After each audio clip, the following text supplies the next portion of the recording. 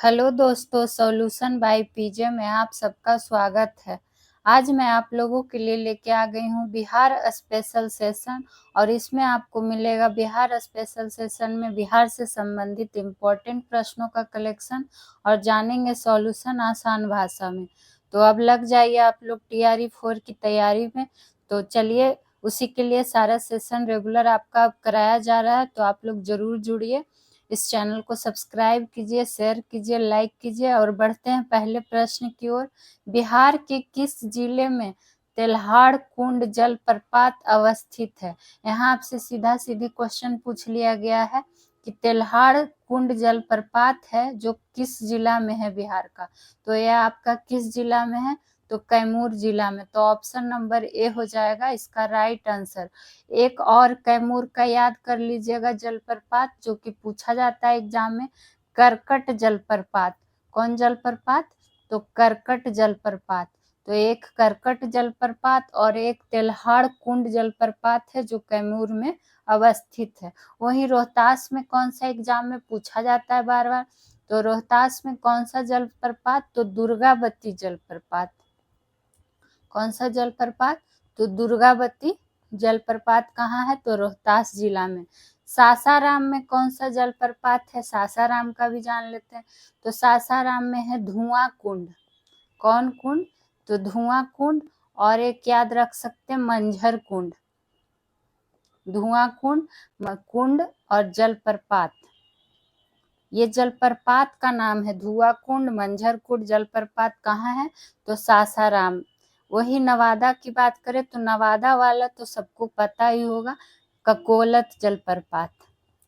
ककोलत जलप्रपात। तो ये थे जलप्रपात कि कौन सा जलप्रपात किस जिला में अवस्थित है। ठीक, और ये बिहार के प्रमुख जलप्रपात में से एक मतलब कि आते हैं। एक बक्सर का ध्यान भी रख सकते हैं, एग्जाम में उसका भी पूछ लिया जाता है कि बक्सर जिला में कौन सा जलप्रपात? तो कर्मनासा जलप्रपात। कौन सा जलप्रपात? तो कर्मनासा जलप्रपात। तो ये इम्पोर्टेंट बिहार के जलप्रपात हैं। चलिए अब बढ़ते हैं दूसरे प्रश्न की ओर। वर्ष 1917 के चंपारण सत्याग्रह से कौन संबंधित नहीं है? तो सबसे पहले क्वेश्चन ध्यान से पढ़ना है कि हमसे पूछा क्या जा रहा है। तो यहाँ आपसे नहीं है पूछा जा रहा है। तो सबसे पहले जानते हैं कि कौन कौन संबंधित है। तो ये तो पता है कि चंपारण सत्याग्रह कब हुआ था? तो 1917 में।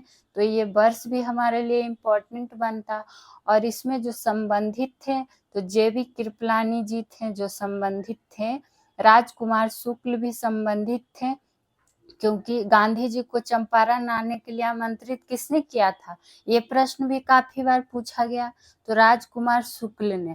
तो राजकुमार शुक्ल से क्या यहाँ पॉइंट नोट कर सकते हैं कि गांधी जी को चंपारण आने के लिए आमंत्रित किसने किया था? आने के लिए आमंत्रित किसने किया था? तो राजकुमार शुक्ल जी ने। और ये क्वेश्चन मोस्ट रिपीटेड प्रश्न है, तो जिस पे हम स्टार मार्क लगाए वो तो और भी इम्पोर्टेंट आपके लिए बनेगा। तो और राजेंद्र प्रसाद तो ये भी संबंधित थे, लेकिन हमसे पूछा गया है कौन संबंधित नहीं है? तो राम मनोहर लोहिया, जो कि हमारा ऑप्शन नंबर डी में है। तो इसका राइट आंसर हो जाएगा राम मनोहर लोहिया, जो कि क्या थे? चंपारण सत्याग्रह से संबंधित नहीं थे। अगर वही एक पॉइंट और यहाँ पे क्या ध्यान में रख सकते हैं कि अगर पूछे कि भारत में सत्याग्रह का प्रथम प्रयोग गांधी जी ने कहाँ किया था? भारत में, ये चीज ध्यान में रखिएगा कि भारत में गांधी जी ने सत्याग्रह का प्रथम प्रयोग कहाँ किया था? तो चंपारण में। ये पॉइंट बहुत इम्पोर्टेंट पॉइंट है, तो ये इसको आप लोग साथ ही साथ नोट डाउन करते चलिएगा। तो हो जाएगा कहाँ किया था? चंपारण में किया था। चलिए, चंपारण आंदोलन मुख्यतः किस लिए हुआ था? नकदी फसल के विरोध में। नकदी फसल क्या था उसमें? नील की खेती। तो उसी को लेकर क्या था, ये चंपारण आंदोलन हुआ था नील की खेती की समस्या को लेकर। और इसी आंदोलन के प्रयास से क्या हो गया था, तिनकठिया पत्ती क्या हुआ था, समाप्त हो गया था। तिनकठिया पत्ती यानी कि भूमि का 3/30, 20 कट्ठा में 3 कट्ठा पर क्या, नील की खेती, वही मुद्दा था जो कि समाप्त हुआ था। चलिए अब बढ़ते हैं तीसरे प्रश्न की ओर। बिहार राज्य का कौन सा स्थल है जो कि ग्रीष्म काल में सर्वाधिक गर्म रहता है? तो यानी कि ऑप्शन में जो दिया गया है, तो आपका प्रश्न यही है कि बिहार में मतलब सबसे गर्म जिला ये मतलब कौन सा है जहाँ सबसे ज्यादा गर्म रहता है। तो सबसे गर्म कहे या फिर सबसे ठंडा जिला, दोनों क्या हो जाएगा, तो गया। तो ऑप्शन नंबर सी हो जाएगा राइट आंसर। तो बिहार का सर्वाधिक गर्म या ठंडा जिला, गर्म और ठंडा जिला दोनों कौन हो जाएगा, तो गया हो जाएगा। ये पॉइंट भी ध्यान में रख लीजिएगा। ठीक, चूंकि यही हमारा यहाँ पे क्वेश्चन ही है। और किस नदी के तट पर है गया नगर, ये भी पूछ सकता है। तो गया नगर किस नदी के तट पे है, फल्गु नदी के तट पे, जहाँ पे क्या रबर बैंड बांध का निर्माण किया गया है। तो फल्गु नदी के तट पर क्या है, गया नगर है, ये भी जान सकते हैं। वही अगर पूछ दे कि और क्या क्वेश्चन बनता है, किशनगंज जो ऑप्शन डी में है, तो किशनगंज से पूछ लेता है क्या, कि बिहार में सर्वाधिक वर्षा वाला जिला कौन सा है। बिहार में सर्वाधिक वर्षा वाला जिला तो क्या हो जाएगा, किशनगंज। बिहार में सर्वाधिक वर्षा वाला जिला क्या हो जाएगा, तो किशनगंज हो जाएगा। ठीक, ये पॉइंट यहाँ पर से ध्यान में रख सकते हैं। और लिथियम और अभ्रक के मामले में भी सर्वोत्तम कौन है, तो गया। तो बिहार का गया जिला है जो लिथियम अभ्रक के मामले में क्या है, आता है आगे। और अब बढ़ते हैं चौथे प्रश्न की ओर। अब आ गया बिहार में मानसून लौटना कब प्रारंभ करता है। मानसून से संबंधित आ गया बिहार में, जिसका अभी तक बिहार में आता पता नहीं है। इतना गर्मी हो रहा है, बारिश हो ही नहीं रही है, तो अभी तो बिहार में मानसून का हालत खराब है। लेकिन चलिए देखते हैं क्वेश्चन में क्या है, कि बिहार में मानसून लौटना कब प्रारंभ करता है। तो यहाँ लौटना पूछ रहा है, यानी कि मानसून लौटना कब प्रारंभ करता है, जो कि कर देता है कब, तो अक्टूबर के मध्य में। तो ऑप्शन नंबर बी हो जाएगा राइट आंसर। और भी अब कुछ प्रश्न जानते हैं। यही पूछ दे कि वर्षा ऋतु का समय क्या होता है। वर्षा ऋतु का समय क्या होता है, तो जून मध्य से स्टार्ट होता है। इसलिए तो बोल रहे हैं अभी तो मानसून का आता पता ही नहीं है, जबकि जून मध्य से ही क्या हो जाता है, स्टार्ट हो जाता है। तो जून मध्य से लेके कब तक चलता है, अक्टूबर का मध्य तक। तो इसीलिए यहाँ पे क्या है क्वेश्चन, कि मानसून लौटना कब प्रारंभ करता है, तो अक्टूबर का मध्य तक। और क्या क्वेश्चन बन सकता है हमारा, कि अगर प्रवेश पूछे आपसे कि बिहार में मानसून, यहाँ तो लौटना था, लेकिन अगर बिहार में मानसून प्रवेश कब करता है, तो प्रवेश क्या हो जाएगा, मध्य जून में। मध्य जून में प्रवेश करता है। बिहार का औसत वर्षा कितना होता है, कितना सेंटीमीटर, ये भी जान लीजिए। तो बिहार का औसत वर्षा, बिहार का औसत वर्षा कितना से कितना सेंटीमीटर, तो 100 से 120 सेंटीमीटर के बीच। ये पॉइंट जरूर ध्यान में रखिएगा। और यहाँ सर्वाधिक वर्षा कहाँ से प्राप्त होता है, तो बंगाल की खाड़ी से। तो ये पॉइंट भी यहाँ पर नोट कर सकते हैं कि सर्वाधिक वर्षा कहाँ से प्राप्त होता है, तो बंगाल की खाड़ी से। बंगाल की खाड़ी से। हम तो बोल भी देते हैं, लिख भी देते हैं, आप लोग आराम से नोट डाउन कर सकते हैं। तो आप लोग जरूर नोट कीजिएगा, आपका भी नोट्स तैयार हो जाएगा। चलिए अब बढ़ते हैं पांचवें प्रश्न की ओर, जो कि आ गया है, स्वामी सहजानंद किससे संबंधित थे। तो देखिए ये क्वेश्चन इस बार बीपीएससी टीआरई का जो री एग्जाम हुआ, उसमें ये क्वेश्चन का पूछा गया था जनरल स्टडीज वाले पेपर में। और ये क्वेश्चन हम आपको बार बार स्टार मार्क करके बोले हैं कि इसको ध्यान में रखिएगा, क्योंकि ये इम्पोर्टेंट प्रश्नों में से एक आता है। तो देखिए आ भी गया था, हो सकता है आगे किसी एग्जाम में मिल जाए, तो इसको मिस नहीं करना है। तो स्वामी सहजानंद किससे संबंधित थे? तो ये बिहार के किसान आंदोलन से संबंधित थे। ठीक, और बिहार के किसान आंदोलन से संबंधित थे। और 3 इनका ध्यान में आपको रखना पड़ेगा। तीनों आपको हम बहुत बार बता चुके हैं कि 1928 में कौन, 1929 में कौन सा किसान सभा और 1936 में कौन सा किसान सभा, और तीनों का अध्यक्ष कौन थे? अगर अध्यक्ष तो ये कौन थे? स्वामी सहजानंद सरस्वती ही थे, सहजानंद ही थे क्या तीनों का अध्यक्ष। 1928 में कौन हुआ था, 1929 में कौन हुआ था किसान सभा, और 1936 में। हम आपको बहुत बार बता चुके हैं, इसलिए आज आप लोग कमेंट सेक्शन में कमेंट कीजिएगा कि 1928 में कौन सा किसान सभा, 1929 में कौन सा किसान सभा और 1936 में कौन सा किसान सभा हुआ था। ठीक, चलिए अब बढ़ते हैं छठे प्रश्न की ओर। बिहार में कांग्रेस का प्रथम अधिवेशन कहाँ रखा गया था? अब आ गया प्रथम अधिवेशन। तो बिहार में जब कांग्रेस का प्रथम अधिवेशन कहाँ रखा गया था? ये रखा गया था पटना में। तो ऑप्शन नंबर ए हो जाएगा राइट आंसर। और वही बात कर ले कि पटना का कहाँ, बांकीपुर में। पटना का बांकीपुर में हुआ था क्या, बिहार में कांग्रेस का प्रथम अधिवेशन। कब? तो 1912 में। और ये अध्यक्षता किसने किया था, ये भी पूछा जाता है। तो अध्यक्षता जो किए थे कौन थे? तो R.N. मधोलकर। कौन? तो R.N. मधोलकर। R.N. मधोलकर जी बिहार में कांग्रेस का प्रथम अधिवेशन पटना का अध्यक्षता किए थे। ठीक, वही बात कर लेंगे। गया का भी पूछा जाता है तो 1922 में। और इसका कौन किए थे? तो C.R. दास, यानी कि चित्तरंजन दास। ठीक, तो ये हो गया। अब बढ़ते हैं 7वें प्रश्न की ओर। बिहार में मुख्यतः कितने प्रकार की ऋतुएं पाई जाती हैं?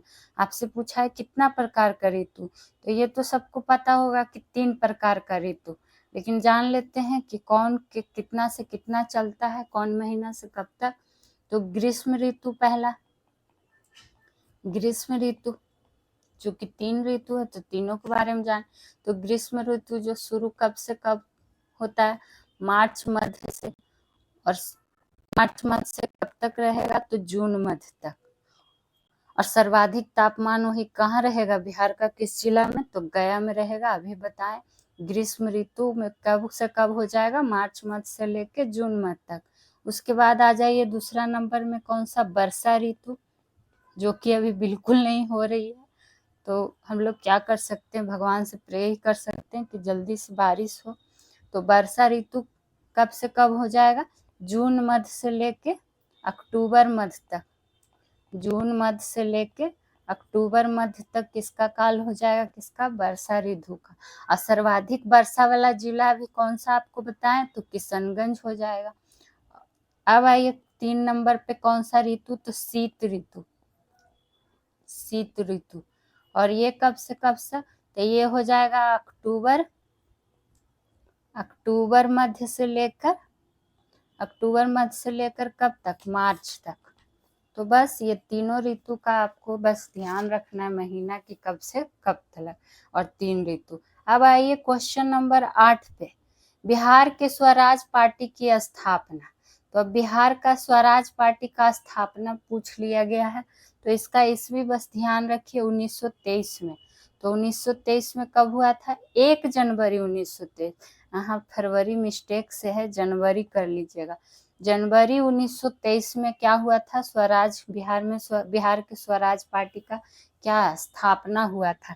ठीक, ये चीज। और कौन किए थे स्थापना, ये तो हम भी आपको बहुत बार बता चुके हैं। तो C.R. दास, C.R. दास। और कौन? मोतीलाल नेहरू, मोतीलाल नेहरू जी स्वराज पार्टी का स्थापना किए थे। लेकिन क्वेश्चन कब हो चेंज होगा, यहाँ तो स्वराज पार्टी का स्थापना पूछा गया तो 1923 में हुआ ही था। लेकिन अगर आपसे पूछ ले कि बिहार में एक शाखा के रूप में, एक शाखा के रूप में स्वराज दल का संस्थापक कौन हो जाएंगे, या स्वराज दल का स्थापना किसने किया, तब क्या हो जाएगा इसका आंसर? तो बिहार में कौन सा हो जाएंगे, तो ये हो जाएंगे आपका श्री कृष्ण सिंह। श्री कृष्ण सिंह जो कि बिहार के प्रथम मुख्यमंत्री भी थे। तो बस यहाँ पर कंफ्यूजन नहीं होना है। अगर पूछे स्वराज पार्टी का स्थापना कब हुआ, तो 1 जनवरी 1923 में, और CR दास मोतीलाल नेहरू संस्थापक थे। लेकिन बिहार में अगर पूछ दे कि एक शाखा के रूप में स्वराज दल का स्थापना किसने किया था, तो श्री कृष्ण सिंह ने। अब आइए क्वेश्चन नंबर 9, पटना सचिवालय के वास्तुकार कौन है। पटना सचिवालय का वास्तुकार कौन है, तो इसमें बस आंसर याद रखिए जोसेफ म्यूनिंग, जो कि ऑप्शन नंबर बी में है।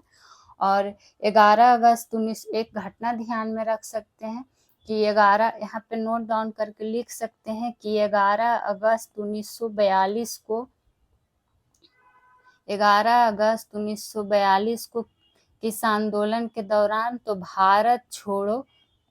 भारत छोड़ो आंदोलन के दौरान क्या हुआ था, 7 छात्रों को, ये पूछा हुआ प्रश्न है, 7 छात्रों को पटना सचिवालय, चूंकि पटना सचिवालय का वास्तुकार पूछा गया है और उसी से संबंधित ये भी प्रश्न है, तो 7 छात्रों को पटना सचिवालय के पास किस लिए, तो झंडा फहराने के दौरान, ये काफी इम्पोर्टेंट पॉइंट है, झंडा फहराने के दौरान पुलिस की गोलियों द्वारा मार दिया गया था। पुलिस की गोलियों द्वारा क्या किया गया था, इनको मार दिया गया था। आपसे प्रश्न क्या पूछ देता है कि कब हुआ था, तो 11 अगस्त 1942 को हुआ था। किस आंदोलन के किस आंदोलन के दौरान हुआ था, तो भारत छोड़ो आंदोलन। और कितने छात्रों को, तो 7 छात्रों को। और कहाँ, तो पटना सचिवालय।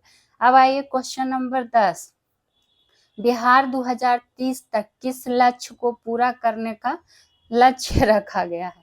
यानी कि बिहार 2030 तक मतलब कौन कौन सा लक्ष्य है जो रखा गया है कि इसको हर हाल में पूरा करना है बिहार सरकार की तरफ से। ठीक, तो सड़क दुर्घटना में 50% का कमी, ये भी हमारा लक्ष्य है बिहार सरकार का 2030 तक। ये इस भी ध्यान रखिएगा कि कब तक, तो 2030 तक।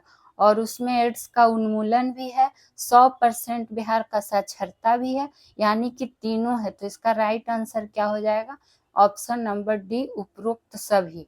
और ये बिहार 2030 का लक्ष्य है। सड़क दुर्घटना में 50% का कमी भी होगा, एड्स का उन्मूलन भी होगा और 100% साक्षरता। ठीक, अब बढ़ते हैं 11वें प्रश्न की ओर। तो यहाँ पर 10 प्रश्न हुए समाप्त और सारे ऑप्शन के बारे में भी हम लोग जानते गए। तो देख लीजिए एक प्रश्न से ही और कितने सारे प्रश्न का सॉल्यूशन हम लोग जान जाते हैं। तो अगर मेरा सॉल्यूशन करवाना आपको अच्छा लगता है तो प्लीज़ चैनल को सब्सक्राइब कीजिए, वीडियो को लाइक कीजिए, शेयर कीजिए। कोई भी आपको इस सेशन से संबंधित सुझाव या प्रश्न हो तो कमेंट सेक्शन में कमेंट किया कीजिए।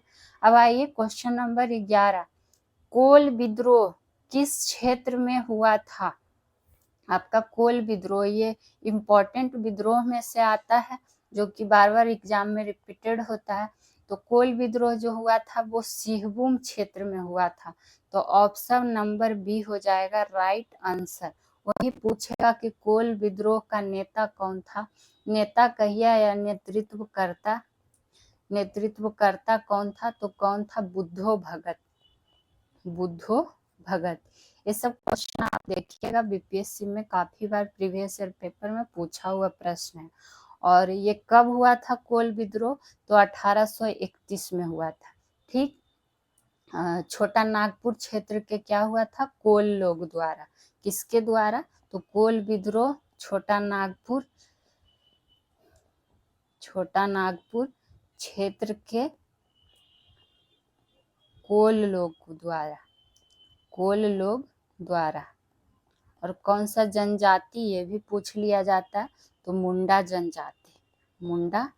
जनजाति। ये सब सारे पॉइंट इम्पोर्टेंट है और बार बार बोलते हैं, आप लोग नोट डाउन भी कर लीजिएगा। और बुद्धो भगत से एक चीज और भी पूछ देता है कि लरका विद्रोह के नेता कौन थे, तो लरका विद्रोह के भी नेता कौन हो जाएंगे, बुद्धो भगत, लरका विद्रोह के नेता।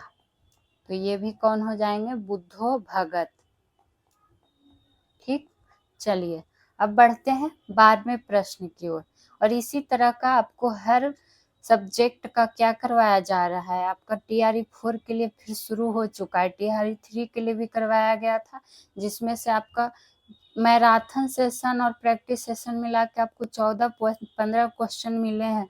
सिर्फ हम तो जनरल स्टडीज का ही बात कर रहे हैं, और 4 दिन एग्जाम हुआ था, तो सोचिए और भी कितने सारे प्रश्न आए होंगे। आप लोग वीडियो देख लीजिएगा, क्वेश्चन पूछा हुआ और डायरेक्ट एग्जैक्ट क्वेश्चन मिला है यहाँ का सेशन से।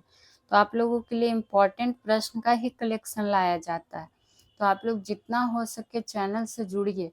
अब आइए क्वेश्चन नंबर 12, पादरी की हवेली किस यूरोपीय स्थापत्य कला की शैली है। यहाँ आपसे पूछा गया है यूरोपीय स्थापत्य कला की शैली पूछ लिया गया है, कि मतलब ये किस शैली के अंतर्गत है, कौन सा, पादरी की हवेली, और ये है क्या, तो यूरोपीय स्थापत्य कला की शैली, जिसमें पादरी की हवेली पूछ लिया गया है कि किस शैली। तो ये आपका हो जाएगा गैथिक शैली, गौथिक शैली, गौधिक लिखा गया है, गैथिक कर लीजिएगा। कौन सा शैली, तो गौथिक शैली के अंतर्गत आता है। और गौथिक शैली के अंतर्गत दो नाम, दो एग्जाम्पल, एक तो हो गया पादरी की हवेली, एक पूछ ले बांकीपुर चर्च। बांकीपुर चर्च किस शैली के अंतर्गत, तो ये भी गौथिक शैली के अंतर्गत। ठीक, तो इसको ध्यान में रख लीजिएगा। अब आइए ऑप्शन ए है हमारा क्या, हॉलैंड शैली। तो हॉलैंड शैली के अंतर्गत क्या क्या आ जाता है, तो पटना कॉलेज।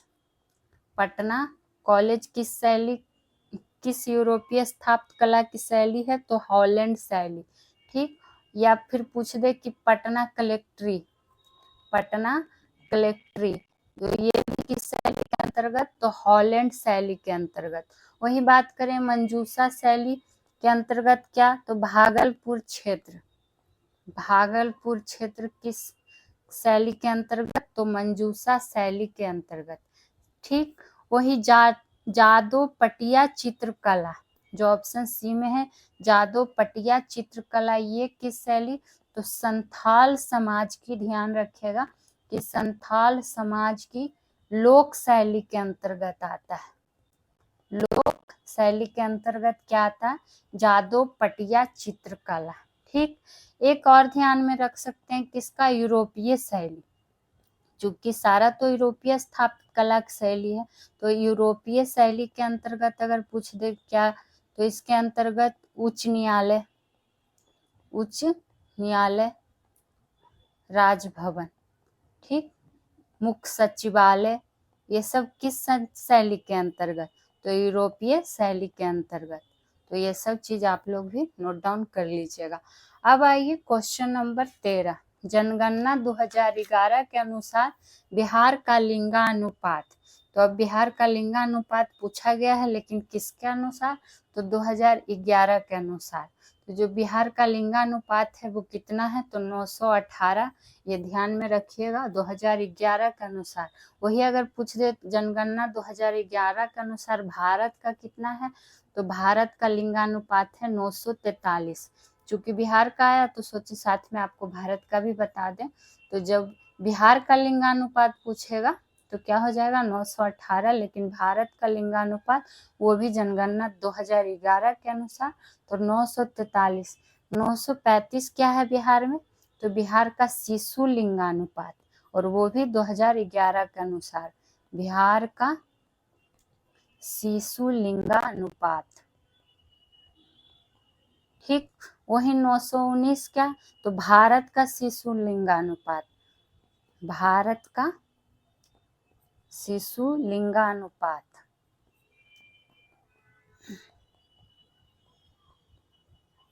ठीक, चलिए अगर वही पूछ ले कि बिहार का साक्षरता दर कितना है 2011 का अनुसार, बिहार का साक्षरता दर तो कितना प्रतिशत हो जाएगा, तो 61.8% हो जाएगा बिहार का साक्षरता दर। वही पुरुष का पूछ दे कितना,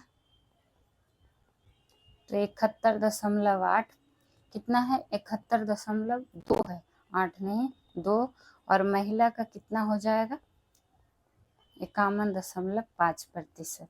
तो ये सब छोटा छोटा पॉइंट है, लेकिन आपको ध्यान में रखना चाहिए। अब आइए क्वेश्चन नंबर 14। गंगा के उत्तरी मैदान में मुख्यतः कौन सी मृदा पाई जाती है? यहाँ ध्यान ये देना है कि उत्तरी मैदान में पूछा गया है, और कौन सा मृदा पाया जाता है, तो ये जलोढ़ मृदा पाया जाता है। और आपको हम क्या कहता है, मृदा भारत की प्रमुख मिट्टी का सेशन टॉपिक वाइज वाला में पढ़ा चुके हैं डिटेल में, तो आप लोग वो वीडियो जाके जरूर देखिए। बात करेंगे कि बिहार का अगर 90% मृदा है जो कैसा है, बिहार की 90% मृदा क्या है, तो जलोढ़ है, जो कि गंगा के उत्तरी मैदान में पाई जाती है, ये हम लोग जान गए। इसका निर्माण की बात करें कि कैसे, तो नदियों के निक्षेप से, किसका, तो जलोढ़ का, नदियों के निक्षेप से क्या होता है, इसका निर्माण होता है। ठीक, और नवीन जलोढ़ को क्या कहा जाता है उत्तरी बिहार में, तो खादर, और पुरानी को क्या कहा जाता है दक्षिणी बिहार में, तो बांगर। ये सब तो आप लोग को हम पहले भी बता चुके हैं, बार बार लिखना जरूरी नहीं है क्योंकि बहुत बार नोट करवा चुके हैं। अब आइए क्वेश्चन नंबर 15। बिहार के किस जिला में सबसे अधिक सोने का भंडार मिला है? सोच लीजिए, सोना का भंडार कहाँ आपको मिलेगा, वो भी बिहार का किस जिला में, तो जमुई जाइए और सोना का भंडार पाइए। तो ऑप्शन नंबर बी हो जाएगा इसका क्या, राइट आंसर। ठीक, वहीं अगर बात कर ले कि चूना पत्थर कहाँ मिलेगा, चूना पत्थर जो कि एग्जाम में पूछा गया है, तो आप कैमूर चले जाइए, कैमूर में आपको मिलेगा क्या, चूना पत्थर। बॉक्साइट सबसे ज्यादा कहाँ मिलेगा, बिहार का किस जिला में, तो आपको मिल जाएगा मुंगेर में। और क्या, पाइराइट पूछा जाता है, पाइराइट खनिज आपको सबसे ज्यादा कहाँ मिलेगा, तो रोहतास में। टीन, लिथियम, तो अभी भी आपको कुछ देर पहले भी बताएं कि टीन हो गया, लिथियम हो गया, अभ्रक हो गया, ये सब कहाँ आपको मिलेगा, तो गया जिला में। ये सब भंडार आपको वहीं देखने को मिलेगा। अब आइए क्वेश्चन 16 पे। कोपेन की वर्गीकरण योजना के अनुसार बिहार किस प्रकार के जलवायु प्रदेश में आते हैं? किसके अनुसार, तो कोपेन की वर्गीकरण योजना के अनुसार, और बिहार का ही पूछा गया है, तो किसके, तो ये हो जाता है इसका संकेत क्या, CWG। तो ऑप्शन नंबर बी हो जाएगा राइट आंसर। वहीं बिहार की जलवायु की बात करें, बिहार में जलवायु कैसी, तो मानसूनी। इसके पहले आपको वर्षा से संबंधित, मानसून से संबंधित प्रश्न बता ही दिए। केवल बिहार का बात कर रहा है तो CWG हो जाएगा। उत्तर बिहार भी बोलेगा तो CWG हो जाएगा, लेकिन दक्षिण बिहार का बात करेगा कि दक्षिण बिहार किस प्रकार के जलवायु प्रदेश में आते हैं, तो AW हो जाएगा। ठीक, तो ये सब छोटा छोटा पॉइंट है, या इसको बस ध्यान में रख लीजिएगा। अब आइए क्वेश्चन नंबर 17। पटना में कब 1857 का व्यापक विद्रोह शुरू हुआ? पटना में पूछा गया, और वो भी 1857 का व्यापक विद्रोह। तो जब पटना में शुरू हुआ था कब, तो 3 जुलाई 1857 को। तो ऑप्शन नंबर सी हो जाएगा इसका राइट आंसर। ठीक, और पटना से कौन किए थे नेतृत्व, तो पीर अली, जो कि 3 जुलाई को स्टार्ट हुआ था, तो पीर अली हो जाएगा। वही बात करेगा कि अगर बिहार में शुरू कब हुआ था, बिहार में स्टार्ट कब हुआ था, तो कब हो जाएगा 12 जून 1857, 12 जून 1857। और पटना कब, तो 3 जुलाई 1857। और सबसे ज्यादा पूछता है कि आरा से नेतृत्व करता कौन थे, ये तो काफी बार एग्जाम में पूछा गया, तो कौन थे, वीर कुंवर सिंह, वीर कुंवर सिंह। वही अगर एक पॉइंट यहाँ पर आप और नोट डाउन कर सकते हैं, तो पूछता है कि अंग्रेजों के विरुद्ध छापामार युद्ध किसने किया था? अंग्रेजों के विरुद्ध क्या छापामार युद्ध, ये पॉइंट भी नोट डाउन कर सकते हैं। अंग्रेजों के विरुद्ध छापामार युद्ध, तो ये किसने किया था, तो अमर सिंह। अमर सिंह कौन थे, तो वीर कुंवर सिंह के भाई ही थे अमर सिंह, जिन्होंने अंग्रेजों के विरुद्ध क्या किया था, छापामार युद्ध। चलिए अब बढ़ते हैं 8वें प्रश्न की ओर। पाटलिपुत्रा में 18वें प्रश्न की ओर। पाटलिपुत्र में स्थित चंद्रगुप्त का महल मुख्यतः बना था, यानी कि सीधा सीधी पूछा गया है कि जो पाटलिपुत्र में है, पहला तो यही जान गए कहाँ है, तो पाटलिपुत्र में है। किसका महल, तो चंद्रगुप्त का महल। किस चीज का बना था, तो ये बना था किसका, लकड़ी का। तो ऑप्शन नंबर डी। किसी भी प्रश्न को इसी तरह पढ़ के याद रखा कीजिए, कब, क्यों, कैसे, तो ज्यादा ध्यान में रहेगा। जैसे कि पूछे न कि कहाँ, तो पाटलिपुत्र में, और किसका, तो चंद्रगुप्त का महल, और किस चीज का, तो लकड़ी का बना था। तो राइट आंसर क्या हो जाएगा, ऑप्शन नंबर डी। और क्या जान सकते हैं, वर्तमान पटना के क्या है, कुम्हरार में इसका अवशेष है, ये तो जानते ही होंगे। महल का नाम क्या है, महल का नाम अगर पूछ रहे कि जो महल है उसका नाम क्या है, तो महल का नाम क्या है, राजप्रसाद। कौन प्रसाद, तो राजप्रसाद महल का नाम है। ठीक, और महल का जो फर्श है, और फर्श और क्या कहता है, छत लकड़ी का बना हुआ है, जबकि जो स्तंभ है वो बना हुआ है बलुआ पत्थर का बना है। तो हो सकता है आपको तो पता है कि महल है जो लकड़ी का बना हुआ है, लेकिन वही पूछ दे कि जो उसका स्तंभ है वो किस चीज का बना हुआ है, तो बलुआ पत्थर से बना हुआ है, बलुआ पत्थर का बना हुआ है।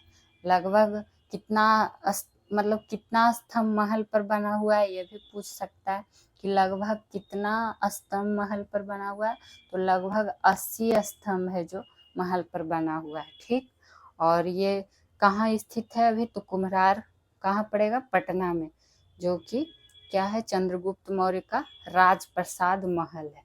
ठीक, तो ये सब ध्यान में रखिएगा। और इसको भव्य महल है, भव्य महल का मतलब कह सकते हैं कि इसका भव्य महल का प्रशंसक कौन था, मतलब कहा था कि ये भव्य महल है, तो फाहियान। कौन यान, तो फाहियान ही बोला था इसको कि क्या है, भव्य महल है, एकदम मानव निर्मित नहीं है बल्कि देव निर्मित है। ऐसा कथन इसने दिया था, फाहियान ने इस महल के बारे में, कि ये महल मानव निर्मित नहीं बल्कि क्या है, देव निर्मित है। तो ये सब पॉइंट आप लोग ध्यान में रख सकते हैं। अब आइए क्वेश्चन नंबर 19। बिहार में लोकसभा सदस्यों की संख्या। तो बिहार में लोकसभा सदस्यों की संख्या आपसे पूछ लिया गया, तो ऑप्शन ए हो जाएगा इसका राइट आंसर, 40 हो जाएगा। वही बात करेगा राज्यसभा का, तो राज्यसभा में 16 है। ठीक, और 243 किसमें, तो विधानसभा सदस्य की संख्या, विधानसभा में। 75 किसका, तो विधान परिषद। ये सब हल्के में मत लीजिएगा, क्वेश्चन का पूछा जाता है, और होता है क्या, हल्के क्वेश्चन में हम लोग गलती कर बैठते हैं एग्जाम हॉल में। तो हल्के प्रश्न को सबसे पहले सही करना है। वही बात करेगा कि बिहार में जिला कितने, जिला की संख्या, तो जिला कितना, 38। अनुमंडल अगर पूछ ले कि अनुमंडल कितना है, तो अनुमंडल कितना हो जाएगा, 101। प्रखंड की बात कर ले कि प्रखंड कितना है, तो 534। ठीक, तो ये सब छोटा छोटा चीज है, लेकिन इसमें मिस्टेक नहीं करना है। ठीक, वही बिहार में अगर पूछ ले कि लोकसभा में अनुसूचित जाति के लिए आरक्षित सीट कितना है, तो 6 सीट। तो ये भी ध्यान में रखना है कि बिहार में लोकसभा में अनुसूचित जाति के लिए आरक्षित सीट कितना है, तो 6 है। अब आइए क्वेश्चन नंबर 20 पे।